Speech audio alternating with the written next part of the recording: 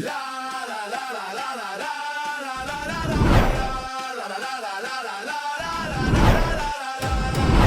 sfida è qui, il cuore batte forte, un solo tiro cambia la sorte. La sfida è qui, il cuore batte forte, un solo tiro cambia la sorte. Penalty, il gioco si decide qui. Penalty, emozioni fino all'ultimo sì. Penalty, ogni istante è magia. Penalty, la vittoria è energia. Penalty.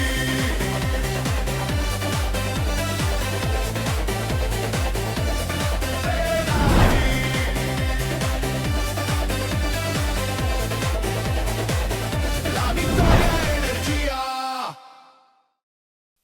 Sportivi siciliani, ben trovati con Penalty, tutto il calcio di cui il calcio vero non parla mai. In diretta ogni mercoledì alle 15:20 sul canale 15 del digitale terrestre di 7 Gold. Ospite della puntata odierna, mister Angelo Bognanni. Ciao Angelo, ben trovato. Grazie, buonasera a tutti e un saluto a tutti i tuoi spettatori. Allora, io ho un motivo particolare. La tua ospitata è voluta perché dobbiamo attendere una panchina che arrivi da un momento all'altro. So che ci sono tantissime voci e guarda che Penalty come al solito porta fortuna, quindi non è escluso che magari poi non ci si vedrà tutto l'anno perché è arrivata una bella panchina. Angelo? Speriamo bene perché penso di meritarla una bella panchina sì, dopo quello che ho fatto negli ultimi anni, il campionato vinto l'anno scorso a Milazzo, quindi speriamo che possa arrivare qualcosa di importante. Anche perché il campionato sia di Serie D che di eccellenza sta regalando tantissime, diciamo, emozioni, quindi non è escluso anche qualche cambiamento di programma da parte di parecchie società. Sì, è un bel campionato quest'anno, dobbiamo dire, diverso rispetto a quello degli Parli altri della anni. Serie D o dell'eccellenza? Serie D, stiamo parlando D. della Serie D. È un campionato diverso rispetto a quelli degli altri anni, perché negli altri anni c'erano 1 o 2 squadre che facevano corsa a sé. Quest'anno c'è più livellamento. Quest'anno c'è più livellamento, c'è più equilibrio, quindi tutte le domeniche possono essere particolari, può vincere e perdere contro chiunque. Noi siamo lì alla finestra, stiamo studiando, ci stiamo aggiornando e ci faremo trovare pronti. Senti, mentre invece per il campionato di eccellenza stai seguendo più il girone A o il girone B? Li sto seguendo entrambi, anche se sono entrambi due buoni gironi. Il girone B quest'anno è di altissimo livello, ci sono squadre importanti che hanno costruito rose per vincere.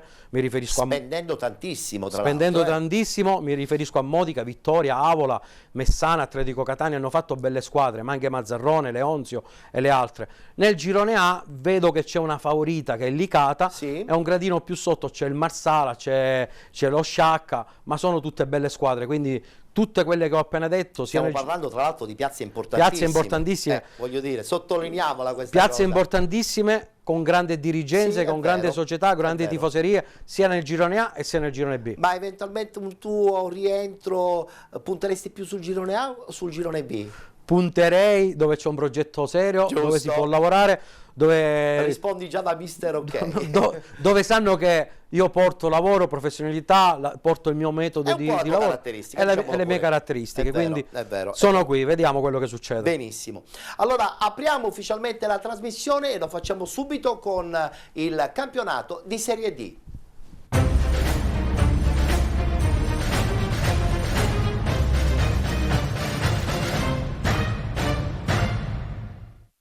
Domenica si è giocata la sesta giornata di andata, abbiamo subito la schermata dei risultati. Castrum Favara, Gelbison 0-0, Città di Ciriale San Cataldese 1-1, pareggio tra Enna Calcio e Messina, pareggiano anche Nis FC e Vibonese Calcio. Paterno Calcio batte Vigor Lamezia 1-0, Regina 1914 batte Ragusa Calcio 2-0, pareggio tra San Biase e Savoia, vince fuori casa la Nuovi Gea Virtus 2-1 in casa del Città di Gela, mentre invece il Milazzo vince lo scontro contro un'altra neopromossa, l'Athletic Club Palermo, per 2-1. Guardiamo adesso subito la classifica, eccola qui, una classifica che vede al primo posto la Nuova Egea Virtus con 12 punti, con 10 Savoia 1909 Città di Gela, con 9 Gelbison, San Biase, Athletic Club Palermo, Milazzo, Nis FC e Vibonese Calcio, con 8 Regina 1914 e Castrum Favara, con 7 punti punti il Vigor Lamezia, con 6 Paterno Calcio, con 5 San Cataldese, 4 punti per l'Enna Calcio, con 3 punti il Ragusa Calcio, e chiudono il Città di Aciliare con 2 punti ed il Messina, che continua a risalire la classifica, questa settimana è a -5. Guardiamo anche a questo punto il turno per quanto riguarda le partite che si giocheranno domenica prossima. Atletic Club Palermo in casa contro l'Enna Calcio, Città di Aciliale, Città di Gela, Messina Regina, Nuovegia Virtus San Biase, Ragusa Calcio Gelbison, San Cataldese Paterno Calcio, Savoia 1908 Castrum Favara, Vibonese Calcio contro il Milazzo ed infine Vigor Lamezia che giocherà in casa contro la Nissa FC. Allora, volevo subito partire invece dalla situazione Castrum Favara, che guarda caso insomma ha dato il, non dico il ben servito, ma c'è stata una risoluzione diciamo da entrambe le parti, da parte di Infantino nei confronti di una squadra che già lo scorso anno lui aveva guidato, devo dire anche con grande successo e grande soddisfazione. C'è stato un cambio, è arrivato Terranova e la squadra insomma ha subito impattato in casa contro una Gelbison che non è male. Sì, diciamo che il Favara ha avuto questo cambio di panchina venerdì. Terranova, che saluto, è un buonissimo allenatore, assolutamente sì, è una bellissima società con una buona tifoseria, e domenica hanno fatto questo 0-0 in casa, perché la Gelbison è una buona squadra. L'anno scorso è arrivata seconda nel girone H, quindi è una buona squadra con una buona società, e diciamo che è un punticino che fa fare il Lega Pro. Sì, diciamo che è un punticino importante che fa morale. E ora vediamo quello che succederà, anche perché insomma Terranova era arrivato praticamente il venerdì, domenica va in campo, questa settimana avrà avuto sicuramente tempi e modi per inquadrare un po'. Anche il discorso che oggi giocano in Coppa Italia. Oggi giocano in Coppa Italia, è vero. Oggi stanno giocando in casa con l'Igia Virtus, quindi vediamo quello che succederà e vediamo come assorbiranno questo cambio d'allenatore. Sicuramente della Castrum è quello comunque di raggiungere anche quest'anno una salvezza tranquilla, serena. Non credo che abbiano obiettivi di andare avanti anche troppo in Coppa. Sai, no? Ettore, sono partiti benissimo, hanno fatto 2 vittorie e un pareggio, erano a 7 punti. Poi hanno perso quella partita a Caltanissetta con la Nissa in cui hanno subito quella rimonta, e lì c'è stato un pochettino un momento buio, infatti sono arrivate le 2 sconfitte. Però anche quando hanno perso fuori casa, mi sembra, con la Vibonese, non meritavano di perdere. Poi c'è stata questa separazione con l'amico Infantino, e ora vediamo quello che succederà. Vediamo quello che succede. Voltiamo pagina, perché dobbiamo parlare anche forse di una crisi che è rientrata con l'arrivo del nuovo allenatore ad Aciliale. Parliamo di Pagana che sostituisce l'esonerato Marco Coppa. Che piazza difficile quella di Aciliale per tutti gli allenatori. È una piazza calda, una piazza importante, una piazza che profuma di storia. Si sa che lì bisogna fare bene, bisogna lavorare bene. Non ti permettono neanche quasi di sbagliare. Ed è bello, c'è pressione, è bello allenare in quelle piazze. Il collega Coppa non era partito benissimo, ora hanno preso un altro ottimo, ha fatto mi sembra 5 sconfitte. Poi tra l'altro insomma con qualche dichiarazione anche un po' negativa nei confronti della stampa, ma soprattutto anche con il direttore di gara. Ha preso 5 giornate di squalifica, ha preso 5 giornate di squalifica, e da lì forse probabilmente si è optato per il cambio in panchina. È arrivato Pagana che ha esperienza, ha fatto molti anni in Serie D, quindi penso che si riprenderà la Aciliale, perché è una grande piazza. Conosciamo bene i tifosi e sappiamo tutti l'amore che hanno proprio nei confronti della propria squadra. Guardiamoci gli highlights e in contemporanea anche le parole di Beppe Pagana.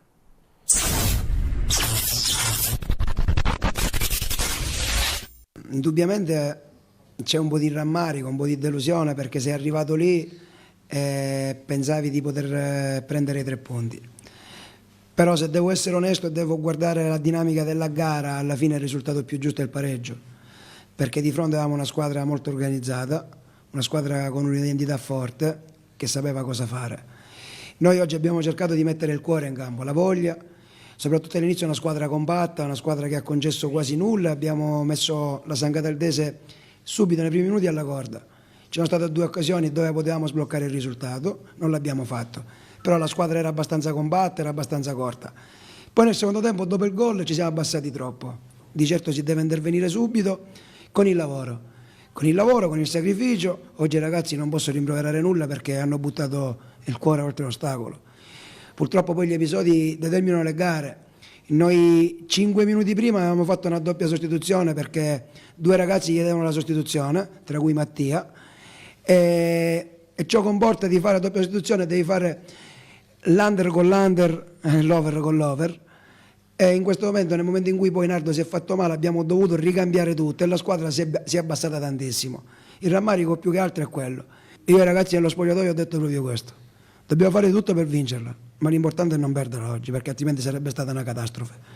Perché quando c'è una malattia, la malattia la si cura, poi pian pianino si prende forza e si ritorna un'altra volta a essere abili e arruolabili. Noi in questo momento, indubbiamente, se io sono qua o per un motivo o per un altro, è perché le cose fino ad oggi non sono andate tanto bene. Quindi qualcosa da fare c'è e cercheremo di farlo in tutti i modi. Dobbiamo accelerare i tempi perché è vero che siamo all'inizio del campionato, però adesso già andiamo oltre, bisogna lavorare tanto, stare zitti, come ha detto il direttore, accettare tutte le critiche, perché vanno accettate, fa parte del nostro lavoro. L'importante è quello che ho detto ai ragazzi io, è di non risparmiare nulla, poi alla fine il risultato si accetta. Oggi si poteva anche vincere la partita, perché alla fine sei lì, se non prendi quel gol, il portiere prima era stato bravissimo, sulla seconda a volte la palla può andare anche fuori, invece è stato bravo con la San Catatese, loro hanno meritato quel punto. L'unico rammarico è che, siccome gli episodi fanno la differenza, come ho detto alla fine della partita all'arbitro, in alcuni episodi è stato non coerente, perché c'è stato un giocatore dei nostri che ha allontanato la palla, è stato ammonito, loro hanno fatto la stessa cosa e non è stato ammonito. Un nostro giocatore ha fatto un'entrata a piedi uniti, è stato ammonito, l'ha fatto uno di loro, non è stato ammonito. E sul rigore, che era su Mattia, quello è un episodio determinante non solo per il rigore, perché per la regola del calcio c'è l'espulsione e una partita poi 10 contro 11, se passi anche in vantaggio, può cambiare.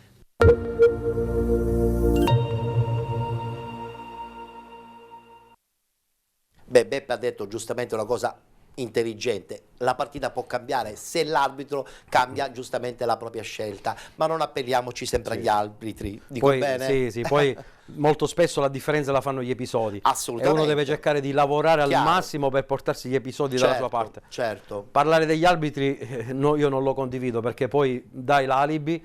Sì, E alimenti anche alimenti la tensioni. cultura degli alibi, perché scarichi la colpa agli altri. È vero, è Lavoriamo, cerchiamo di capire dove possiamo fare meglio. Sta lavorando invece molto bene Romano a Messina, perché una squadra che sappiamo tutti insomma ha iniziato il campionato con un handicap improponibile, eppure pian pianino adesso è arrivato a -5, un calendario abbordabile. Non è escluso che tra qualche settimana tutta l'intera penalizzazione può scomparire da questa classifica, anche perché finalmente spiragli di serenità all'interno della società arrivano anche e soprattutto da chi ha in mano la situazione burocratica di una società che doveva scomparire e che invece per fortuna non è scomparsa, perché fare scomparire Messina sarebbe quasi incredibile, soprattutto per chi ama il calcio qui in Sicilia. Messina è una piazza storica, no, non a livello siciliano ma a livello nazionale. Assolutamente. Quindi certo. salvarla sarebbe una cosa importante, come stanno riuscendo a fare. È vero. Sono partiti da -14,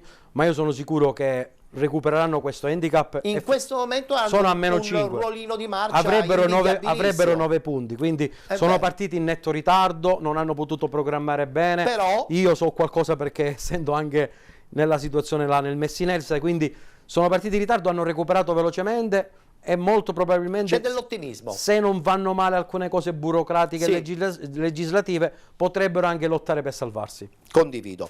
Allora, guardiamoci questo bel pareggio 2-2 in casa dell'Enna.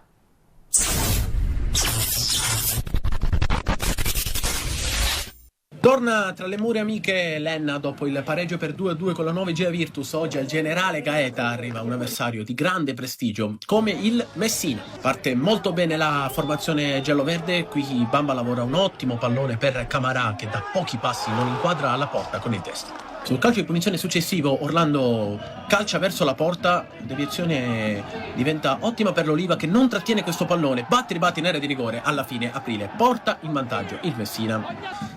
Riparte il secondo tempo che di fatto apre come si era chiuso con l'Enna padrona del campo, ci pensa ancora una volta Bamba, scatenato qui il numero 10.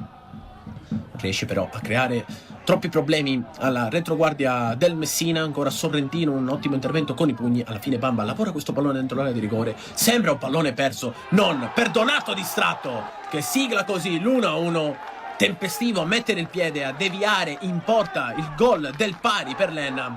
Gioca però anche il Messina che vuole trovare nuovamente la rete del vantaggio. Qui Touré si lavora molto bene questa palla, il suo destro però sbatte sull'esterno della rete. Qui tocco di mano evidente, calcio di rigore per i gialloverdi. La responsabilità se la prende Preknikai che spiazza in questa maniera Sorrentino, porta avanti l'Enna che esplode, fa esplodere tutto il generale Gaeta. Preknikai, rigore glaciale, perfetto, che spiazza Sorrentino. 2-1 per la formazione gialloverde. Poi però serve la grande giocata del campione, il gol in rovesciata di Teja che porta nuovamente sul risultato di parità la sfida. Una grande giocata di un campione vero, con un grandissimo gol. L'Enna però non demorde, non vuole assolutamente demordere e allora continua ad attaccare, sempre Donato distratto dentro l'area di rigore, prova a creare scompiglio qui, chiude bene la retroguardia del Messina. Ancora Preknikai, lavora bene questo pallone, perde l'attimo, di fatto è l'ultima emozione della partita, finisce 2-2 tra Enna e Messina. I gialloverdi forse avrebbero meritato qualcosa di più, il prossimo impegno però sarà in Coppa contro la San Catalese.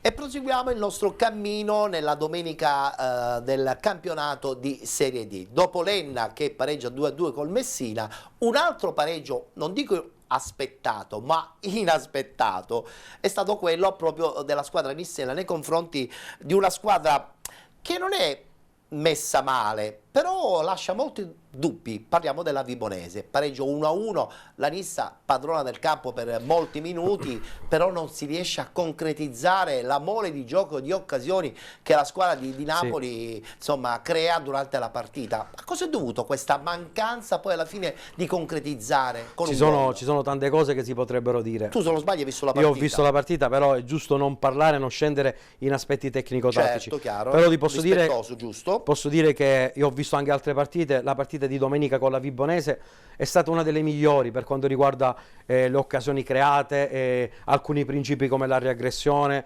l'intensità, alcune scelte, alcune codifiche. È stata una partita secondo me migliore rispetto alle allora, altre, però ancora non a livello di quello che potrebbe aspettarsi da una squadra del genere, da una grande società del genere con un grande presidente, certo, una grande tifoseria, perché diciamo che sia la Nissa ma anche la Reggina, che sono le due favorite a vincere attardate in questo sono momento, entrambe attardate, quindi e questo apre spiragli per questo equilibrio nella parte alta del campionato. Chiaro. Diciamo che la Nissa secondo me uscirà un po' fuori perché il livello dei giocatori è enorme. Sì, ma le altre mica stanno ferme però. Però miglioreranno pure le altre e cresceranno tutte, quindi c'è un po' di delusione. Vediamo quello che succederà. Anche perché, parliamoci chiaro, Luca Giovannone ha investito tantissimo, quest'anno vuole questa benedetta Lega Pro. Lo ha dichiarato in maniera forte, determinata. L'ha detto in tutti i modi, perché le due, ripeto, che dovevano fare una corsa a parte come l'anno scorso Siracusa e Reggina o 2 anni fa. Le due di quest'anno sono un po' attardate. Sono un po' attardate entrambe, quindi bisognerà vedere quello che succederà nelle prossime 2 o 3 partite, se faranno questo salto di qualità. È vero. Guardiamoci il servizio, il pareggio tra Nissa FC e Vibonese Calcio.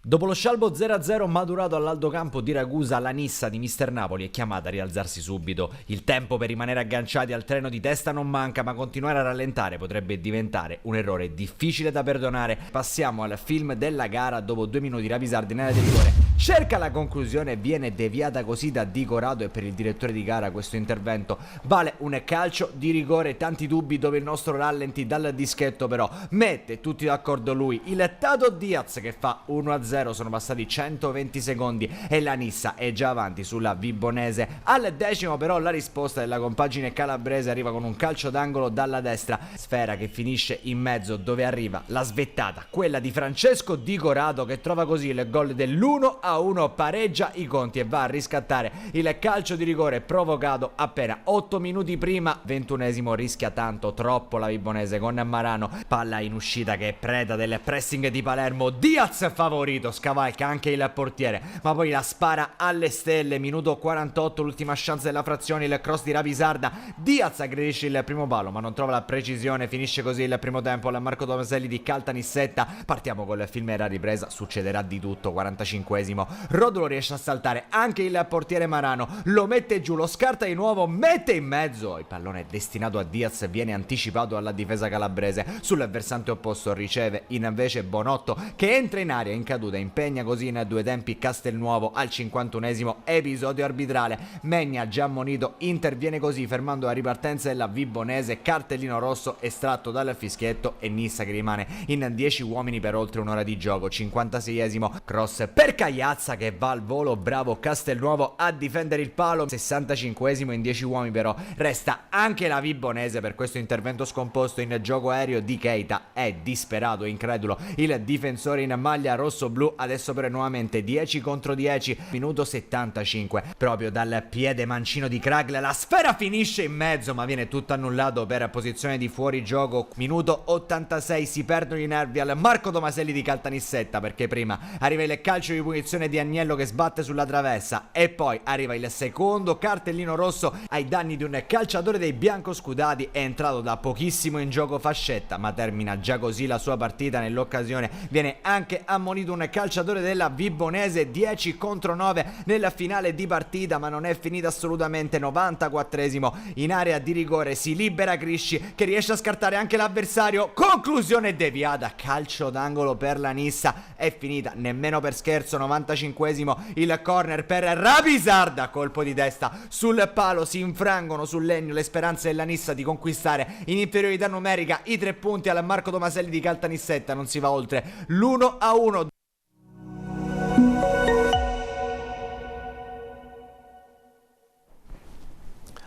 Nissa dunque che si ferma in casa, adesso vedremo quello che succederà domenica perché si va fuori casa e anche lì sarà una partita impegnativa. Guardiamo adesso invece il Paternò che non ti aspetti. Liquida 1-0 la Vigor Lamezia. A proposito, la Vigor Lamezia ha cambiato allenatore, è arrivato De Angelis. Sì.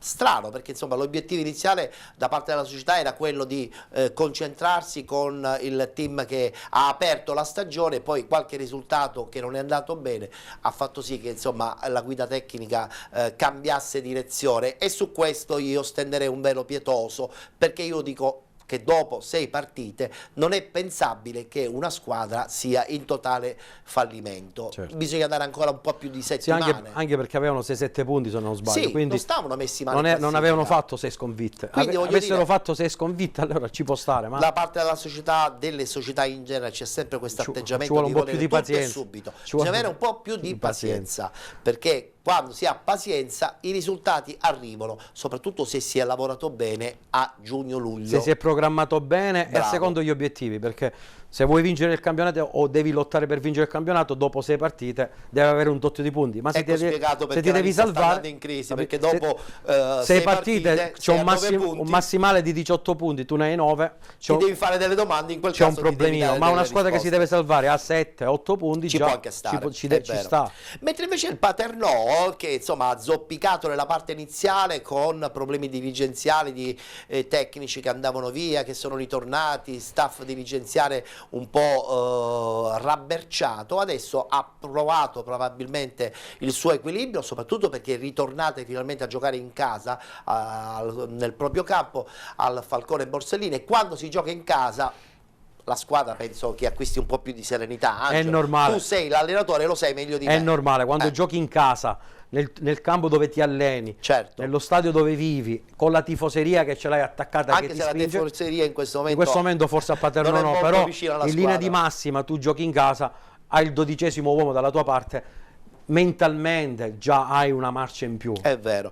Tra l'altro voglio anche sottolineare che questo Paternò che gioca non ci dispiace, ho visto fare delle cose molto interessanti, quindi credo che sotto questo punto di vista, dal punto di vista tecnico, probabilmente è un Paternò interessante che non va sottovalutato. Io credo che insomma la salvezza è assolutamente a portata di mano. Il loro obiettivo infatti è la salvezza, sono partiti in netto ritardo per Certo, tutta quella sappiamo problematica benissimo, sì. societaria che hanno avuto, però pian pianino hanno messo i puntini sulle i, hanno sistemato Sì, un po' di cose sì. e hanno quei 5-6 punti che gli hanno fatto fare un inizio di stagione non bruttissimo ma neanche male. Adesso ritornano in casa a giocare le partite, quindi il 12° uomo in campo può incidere. Per intanto porta via 3 punti pesantissimi nei confronti della Vigor Lamezia, che probabilmente è una diretta concorrente per una salvezza sicura. Guardiamoci il servizio.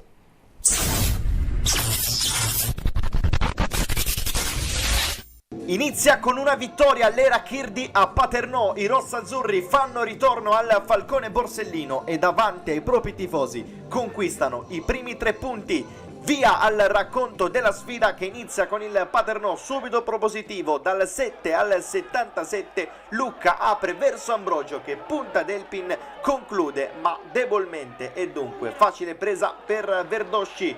Al 31esimo si vede il Vigor Lamezia dalle parti di Branduani, spettatore della prima frazione di gioco. L'ex Mascari prova a liberarsi di Ursino, poi si tuffa in area di rigore. Il direttore di gara Diella lo ammonisce per simulazione. Al 45esimo, dopo un'ottima triangolazione tra Marchetti, bravo ad anticipare il passaggio di Curcio, Bulaia e Lucca, arriva l'occasione più importante del primo tempo con il numero 7 che crossa da Ambrogio, che poteva sfruttare meglio l'assist del compagno. E alla ripresa è proprio Lucca a sbloccare il risultato facendo Paternò 1, Vigor Lamezia 0, con un tiro cross che beffa Verdosci e si insacca alle sue spalle. Al 5° minuto arriva la reazione degli ospiti con il cross dalla destra che arriva sulla testa di Marcellino che colpisce il palo. 2 minuti dopo a sfiorare la rete del pareggio è Mascari, provvidenziale l'intervento di un super Fernandez. Dal 21esimo il Paternò produce tantissimo, qui con Zagaria che allarga da Lucca, che avrebbe 2 compagni a sua disposizione, preferisce mettersi in proprio e calcia altissimo. Al 27esimo è ancora Paternò, calcio di punizione battuto da Di Fazio sulla testa di Kouassi che prolunga per Gaciangi, assist per Yangling Malo che calcia con la conclusione che viene deviata in calcio d'angolo, ma era tutto fermo per fuorigioco. Dalla mezz'ora in 6 minuti il Paternò ha 3 occasioni, questa con il cross di Gaciangi per la girata di Marchetti che sfiora il gran gol. Poi al 34esimo con Lucca che serve Kouassi, il numero 11 va verso l'esterno, poi avrebbe il suggerimento di Marchetti ma decide di andare da solo e conclude con poca precisione. Dopo 7 lunghissimi minuti di recupero al Falcone Borsellino arriva il triplice fischio, vittoria importantissima per il Paternò, abbracci bellissimi tra Mister Corapi con il suo vice e con Lucca.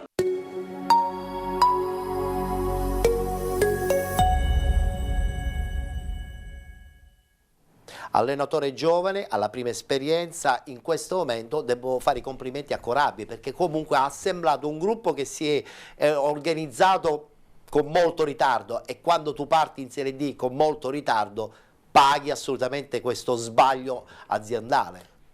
Dovrebbe pagare, perché iniziare ai primi di settembre una preparazione per un campionato di Serie D è molto rischioso, però diciamo che è partita abbastanza bene, hanno 5 Tra l'altro punti. giovanissimo, ha allenato solo in Si è promozione, allenato lo scorso mi sembra anno. un anno solo in promozione.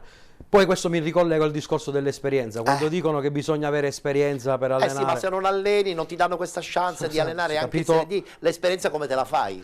Io, parlando di me, ho più di 250 presenze in eccellenza, Sappiamo. 100 presenze in promozione, ho 40 anni, alleno da quando ne avevo 22. E hai vinto addirittura il campionato. Ho vinto il dello scorso campionato, anno sono in un eccellenza. UEFA con quasi il massimo del punteggio, vengo da finali di Coppa Italia, vengo da Eppure- record su record, però non ho l'esperienza per qualcuno. Vabbè, questa secondo me Poi è- arriva è qualcuno che non ha sbagliata mai questa allenato cosa. neanche in eccellenza e prende la Serie D.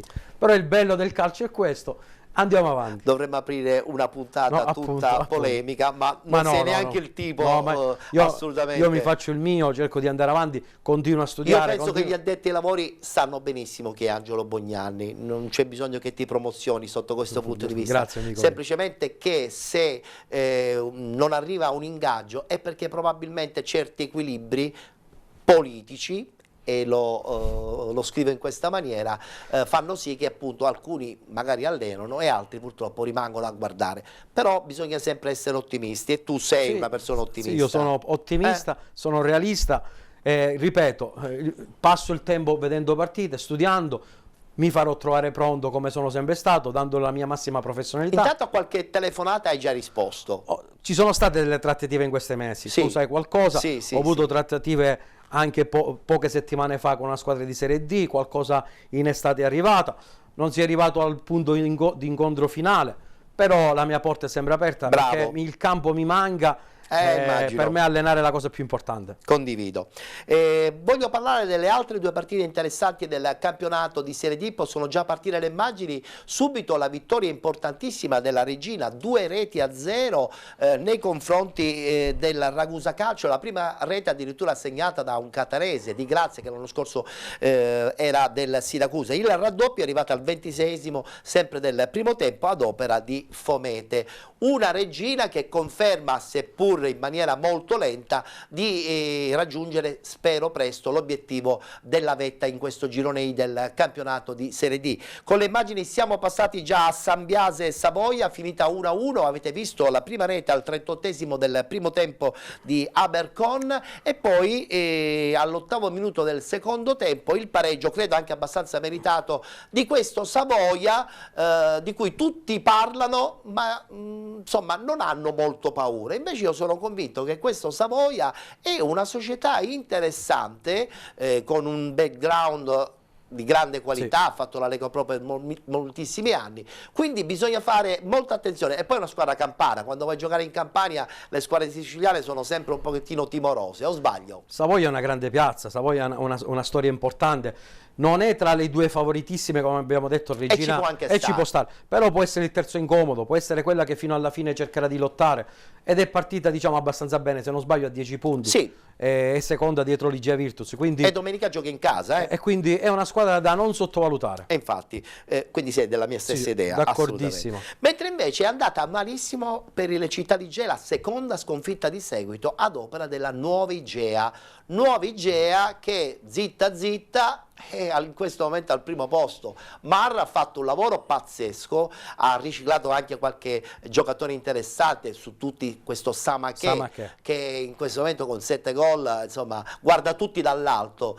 E quindi cosa dobbiamo capire? Che questa Nuova Igea può veramente insomma sembrare il l'ago della bilancia nei confronti di Nissa e Regina? Allora, io penso che l'Igea Virtus Barcellona è una bellissima piazza, una buona tifoseria, sono partiti tranquilli, sono partiti sereni, hanno visto che hanno avuto un buon inizio e secondo me stanno giocando con serenità, stanno arrivando i risultati, hanno rivitalizzato molti giocatori, tra cui Samaché che l'anno scorso non ha fatto benissimo, invece quest'anno sta facendo gol a ripetizione, hanno degli ottimi giocatori, hanno Cicirello, c'è Calafiore, c'è Squillace, Hanno c'è giocatori di Maltese, categoria, hanno giocatori di categoria, in quel contesto tranquillo e sereno stanno rendendo. Non so se arriveranno a lottare per le primissime posizioni, però sono sicuro che faranno un grande campionato. È una piazza che può tranquillamente insomma partecipare al campionato di Lega Pro, ha uno storico fondamentale, no? Auteri è stato uno degli allenatori più importanti della Nuova Igea, che per molti anni insomma la Lega Pro la viveva anche da protagonista. Mentre invece il Città di Gela, come ti sembra? È sempre una neopromossa, questa cosa la dimentichiamo, rientrare in categorie importanti non è facile. È una neopromossa, vero, però il discorso che ti chiami Gela. E quando ti chiami Gela in quella piazza importantissima, con una grande tifoseria, le ambizioni e le aspirazioni sono tantissime. Io ho visto un paio di partite del Gela, Sì? non entro nei particolari perché l'allena un amico mio, un grande allenatore come Gaspare Cacciola. Era iniziata benissimo, ora vedo un periodo un pochettino in calo. Hanno 10 punti, non sono neanche partiti malissimo, però questo periodo di calo combacio con la sconfitta a San Cataldo e la sconfitta domenica in casa.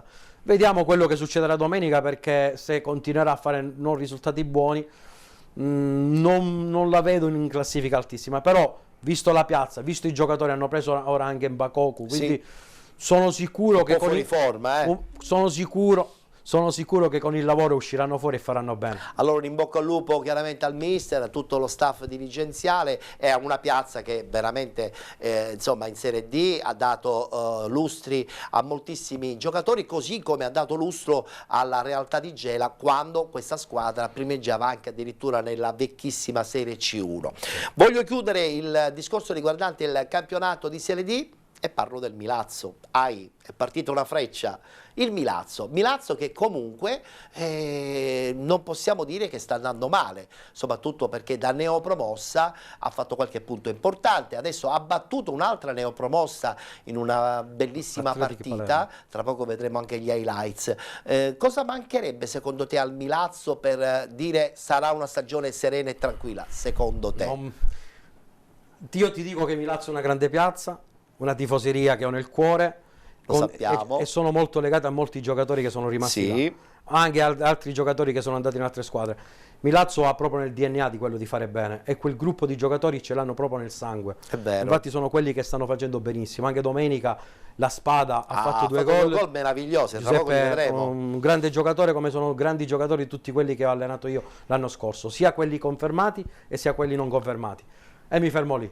Al Milazzo città, tifoseria e giocatori auguro il massimo, il meglio. Sono sempre in un angolino del tuo cuore. Ma perché mi hanno trattato bene. Assolutamente. Mi scrivono, mi hanno scritto pure stamattina. Ah, che bella Questo cosa. per dirti che io dove vado sono sempre stato apprezzato. Ti ripeto, alleno da 18 anni, ho conosciuto tantissimi presidenti, tantissimi direttori, tantissimi dirigenti, tantissime tifoserie. È vero, è vero. Il 99% delle persone che mi hanno conosciuto... E chi dice al contrario, io confermo, si sbagliano. Chi dice al contrario si sbaglia. Non è in buona fede. Assolutamente. E senti, invece dell'Athletic Club Palermo, squadra rimescolata rispetto alla scorsa stagione, è arrivato anche Perinetti, la conferma di Clemente. Io non penso che abbia avuto dei problemi, che avrà dei problemi per questa stagione, perché insomma la squadra del presidente Conte si è data un obiettivo: primo anno di assestamento, il prossimo si vedrà. Stiamo parlando di una squadra che è in una città importantissima, è la seconda squadra di Palermo ed è messa in un contesto che può solo migliorare e crescere, con grandissime prospettive. Quindi vedi prospettiva proprio. Grandissime prospettive, quindi anche io sono d'accordo con te. Quest'anno faranno un campionato tranquillo e sereno e il prossimo anno cercheranno di progettare qualcosa di ancora più grande. Anche perché se mettiamo il caso, noi ce l'auguriamo, il Palermo dovesse andare in Serie A, anche insomma l'Athletic Club Palermo potrebbe di fare aspirare un altro passo in avanti. Certo, è vero. Certo. Guardiamoci il servizio, vittoria della Milazzo 2-1 proprio contro l'Athletic Club Palermo.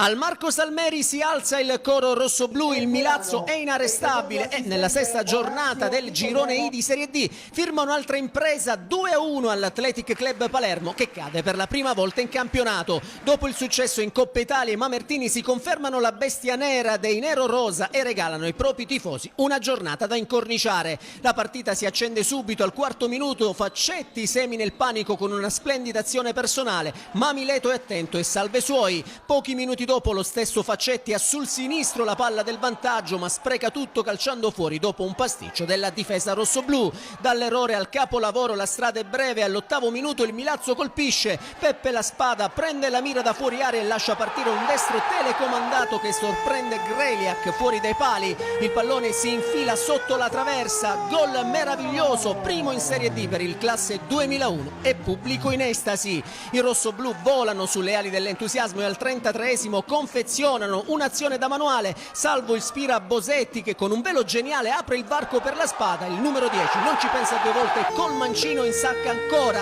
doppietta da sogno e 2-0 Milazzo e delirio sugli spalti del Salmeri. L'Athletic prova a reagire prima del riposo ma il colpo di testa di Micoli finisce alto. Nella ripresa l'Athletic prova a risalire la china al 48esimo, episodio controverso in area milazzese con i nero-rosa che reclamano un rigore per un presunto contatto ma il direttore di Garazzini lascia correre. Il momento decisivo arriva invece al minuto 56 quando Micoli viene toccato da Cassaro e stavolta l'arbitro non ha dubbi e indica il dischetto. Dagli 11 metri va Maurino, glaciale, spiazza Mileto e fa esplodere la propria panchina e 2-1 Milazzo. L'Athletic si riversa in avanti alla disperata ricerca del pareggio. Al 70° Bonfiglio ci prova da fuori ma il suo destro termina al lato di un soffio. L'ultimo quarto d'ora è un assedio. Al minuto 95 ancora Bonfiglio, stavolta di testa manca il bersaglio per questioni di centimetri, mentre al 98° Micoli svetta più alto di tutti, ma Mileto è strepitoso e con un intervento miracoloso blinda il risultato. È l'ultima emozione di una gara mozzafiato. Con questa vittoria il Milazzo aggancia proprio l'Atletica a 9 punti, allunga la sua striscia positiva, 3 risultati utili consecutivi e manda un chiaro messaggio al campionato. Per l'Atletic invece arriva il primo stop stagionale, una sconfitta che brucia contro una squadra che ha brillato per intensità, coraggio e lucidità nei momenti chiave.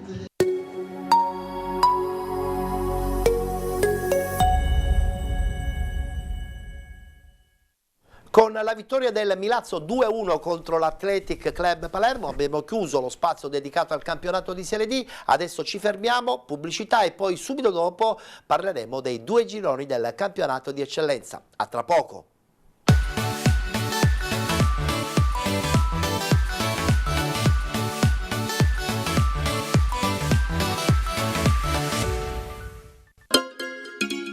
Benvenuti da Giada Immobiliare.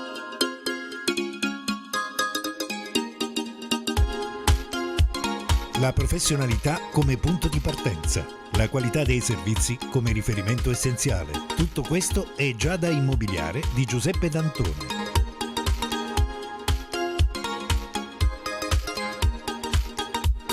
Servizi di compravendita ed affitti, supporto per concessioni mutui e consulenza finanziaria ed inoltre assistenza a partecipazione ad aste giudiziarie e consulenza tecnico-legale. Giada Immobiliare, via Etnea 734, Catania. Info 095 61 74 981 oppure 095 61 74 973. Visita il sito con le nostre proposte www.giada-immobiliare.it.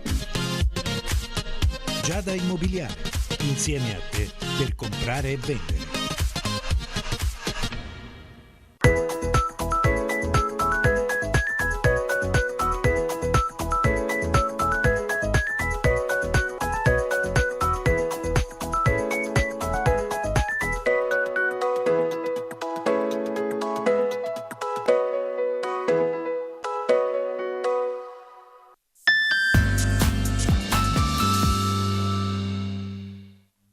Partiamo adesso con il campionato di eccellenza, subito il girone A.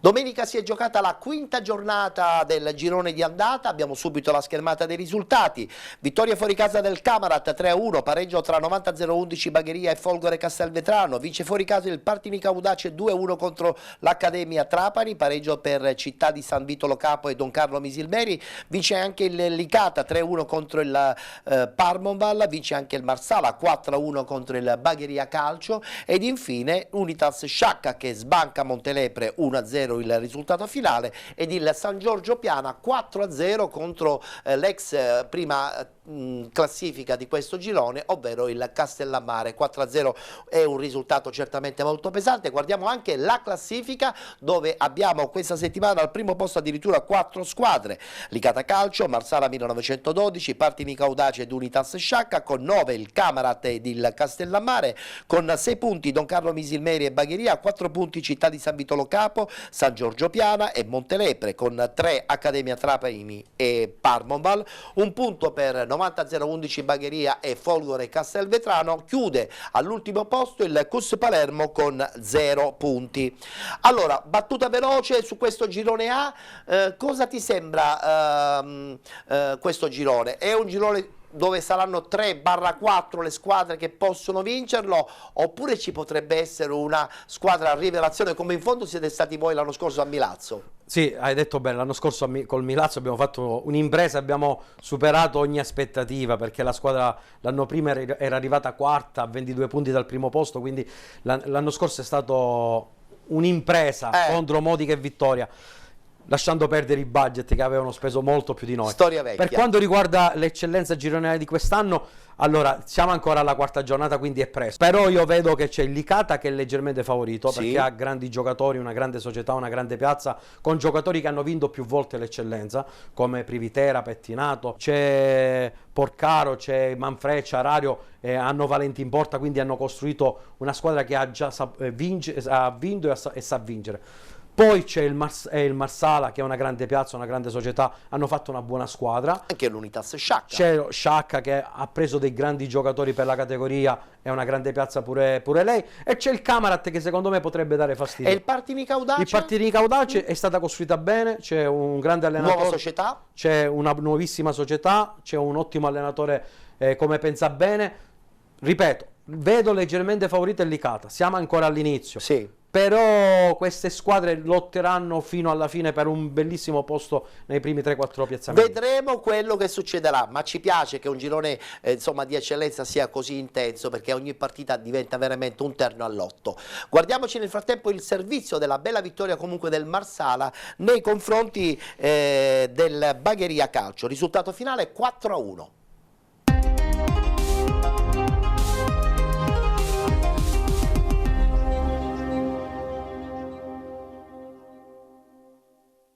È iniziata la gara tra il Marsala 1912 e il Bagheria Città delle Ville agli ordini del signor Piazza della sezione di Agrigento.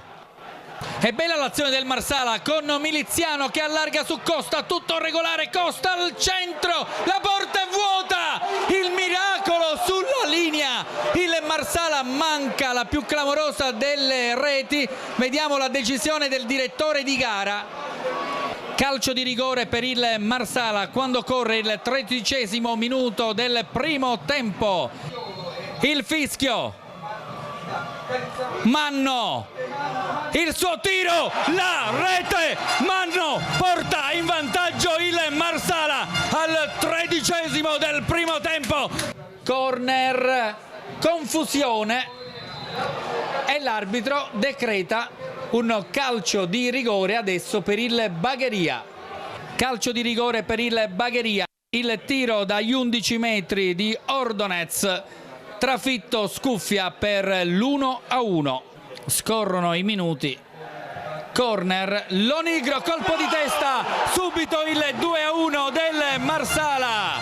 Ancora in vantaggio Alessandro Costa la mette dentro per il 2-1. Calcio di punizione battuto Lonigro, pallone allontanato e poi è Manno per il 3-1. Il Marsala ci prova con questa azione sulla fascia ed è il quarto gol di Galfano. Tutto il pubblico in piedi. Il Marsala realizza in contropiede la sua quarta marcatura. La gioia del pubblico. Arriva il triplice fischio da parte del direttore di gara che manda entrambe le squadre negli spogliatoi.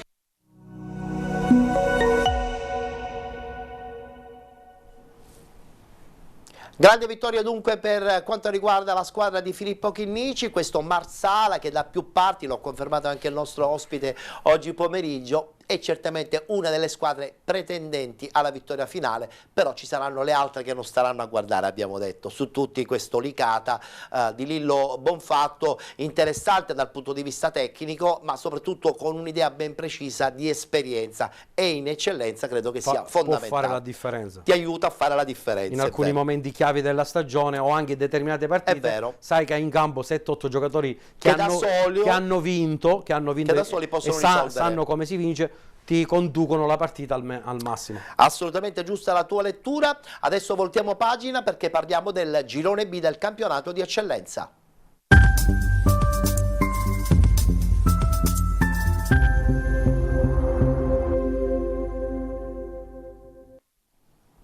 Guardiamo subito la schermata dei risultati, quarta giornata di andata, abbiamo questa Messana che vince 1-0 contro la Nebros, Leonfortese batte Melilli 2-1, vince la Leonzio 1909 2-0 contro il Mazzarone, vince anche il Modica 2-0 contro il Rosmarino, fuori casa la vittoria del Calcio Avola 49 contro il San Fratello Acquedolcese, pareggio tra Palazzolo ed Atletico Catania 94 Via Grande, mentre invece stravince il Vittoria 4-2 contro il Niscemi di Comandatore, 4-2 il risultato finale abbiamo detto, e poi infine la partita tra Gioiosa e Giare Calcio che è stata rinviata a giorno 15. Guardiamo anche la classifica, la conferma di questo Messana, tra la sorpresa un po' generale, anche se noi lo avevamo già anticipato che questa squadra avrebbe potuto certamente essere leader in questo girone B del campionato di eccellenza. Messana in testa con la Leonzio ed il Calcio Avola 49 con 10 punti, con 9 il Vittoria, 8 punti per l'Atletico Catania 94 Via Grande, 7 punti per il Mazzarone con il Modica, 6 punti il Rosmarino, con 4 il Giarre Calcio insieme alla Leonfortese, 3 punti per il Gioiosa con il Melilli, 2 punti per il Niscemi FC insieme al Palazzolo, 1 punto per la Nebros, chiude la classifica il San Fratello Acquedolcese con 0 punti. Dobbiamo parlare di questo girone B e poi guarderemo anche una partita. Come ti sembra rispetto a quello dello scorso anno per intanto? Allora, anche quello dello scorso anno era bellissimo perché c'erano squadre importanti che anche quest'anno ci sono, come Modica, Vittoria, c'era il Milazzo, c'era la Nebros, c'era l'Atletico Catania. È molto simile a quello dell'anno scorso, con molto bello, molto equilibrato, di altissimo livello. C'è il Modica, c'è il Vittoria, c'è la Messana che farà una grande stagione, sì. Ci sarà anche l'Atletico Catania che quest'anno farà meglio dell'anno scorso. Con l'esperienza anche di Galfano in panchina, aiuta ma tanto, anche loro hanno capito determinati errori e quindi sono partiti riprendendo alcune scelte, ma c'è anche il Mazzarrone che farà bene, c'è anche la Leonzio che è partita benissimo, però quelle 4 squadre che ripeto, Modica, Vittoria, Avola che farà benissimo, Avola soprattutto, che è una conferma, finalista di Coppa, ha fatto l'anno scorso benissimo e farà benissimo anche quest'anno, quindi sono Modica, Vittoria, Avola, Atletico Catania e Messana saranno le 5 squadre che lotteranno per quel gradino che poi ti darà gloria. Tutte le altre poi se la giocheranno nei playoff. Poi ci saranno le postazioni, che sono sempre un terno la al griglia playoff che poi è sempre un terno all'otto. È vero. Però ripeto, è un campionato di alto livello, partite equilibrate dove ogni domenica può succedere di tutto. Il Vittoria forse si è scrollato di dosso l'etichetta di leader assoluto del girone B e gioca con più tranquillità. Liquida il Niscemi di Comandatore 4-2, guardiamoci il servizio e poi insomma lo commenteremo insieme al nostro ospite di oggi.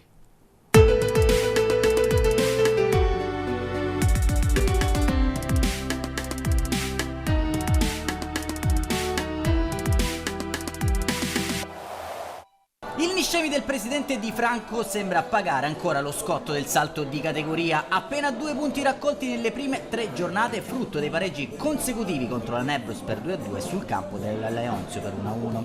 A rendere ancora più interessante la sfida il recente confronto in Coppa Italia, appena 4 giorni fa le due squadre hanno impattato 0-0 nell'andata degli ottavi. Questa volta sarà il Gianni Cosimo a fare da cornice alla partita. Grazie all'immagine a cura di Andrea Martorana passiamo a raccontarvi del film di questa sfida che si apre dopo 5 giri di lancette col primo sussulto di marca locale su un giro palla errato del Niscemi. Cacciola si avventa sulla sfera, prova a scartare Diba andando giù tra le proteste biancorosse, lascia correre il signor Carpinteri. Risposta gialloverde con il cross parabolico all'indirizzo di Ardes, ben appostato sul secondo palo, incornata che si schianta sulla traversa. Gara senza esclusione di colpi, cross da destra di Messina allontanato dalla difesa biancorossa sui piedi di Parisi, il cui mancino viene smanacciato da Malandrino. Al 17esimo percussione centrale di Lucarelli che spacca in due il Niscemi, imbucata per Ankovic che va giù al suo ingresso in area, indica il dischetto e il calcio di rigore, questa volta il signor Carpinteri tra le proteste gialloverdi e ne hanno ben donde. Sembra piuttosto zelante l'intervento del direttore di Siracusa, dal dischetto trasformazione rabbiosa di Turico Cimano, destro potente e centrale che fulmina Dibba. Biancorossi che trovano il raddoppio 7 minuti più tardi su azione di sfondamento di Lucarelli e Cacciola a prendere il fondo a destra, cross velenoso che attraversa tutta l'area prima di trovare Cappello ben appostato sul secondo palo e pronto a gonfiare la rete. La ripresa inizia subito con un'occasione per i biancorossi. Cocimano da piazzato va con il destro a foglia morta, dando solo illusione del gol allungato in corner Dibba. Cocimano si avventa su un pallone vagante sulla tre quarti, punta trovato, lo ubriaca di finte prima di trafiggere Dibba con un destro velenoso dai 25 metri che fa vittoria 3, Niscemi 0 e doppietta per il capocannoniere dello scorso campionato, tirato a lucido anche con la maglia biancorossa a strisce verticali. Al 65esimo il Vittoria, però nei suoi interpreti a qualità e fantasia in tutti i reparti. Solomon dai 30 metri spacca la traversa con un tentativo in drop. Sforzi premiati al 76esimo per gli uomini di Mister Comandatore, sventagliata parabolica da destra per Amaya che trova un assist visionario per l'inserimento di Aramburu che riapre la sfida del Giannicosimo. Ci mette però appena 3 minuti il Vittoria a gettare acqua sul focolaio giallo-verde. Su corner da sinistra Zappala esce dai blocchi e fredda Dibba per la quarta volta. Nel finale però c'è ancora tempo per la rete di Federico Amaya, direttamente al rinvio lungo di Dibba, vince un contrasto e scarica in rete un destro rabbioso per il 4-2 di giornata. Fischio del signor Carpinteri di Siracusa sancisce la fine della sfida tra Vittoria e Niscemi. Sono i biancorossi ad aggiudicarsi i 3 punti per 4-2. Un saluto allora amici appassionati, appuntamento come al solito alla prossima.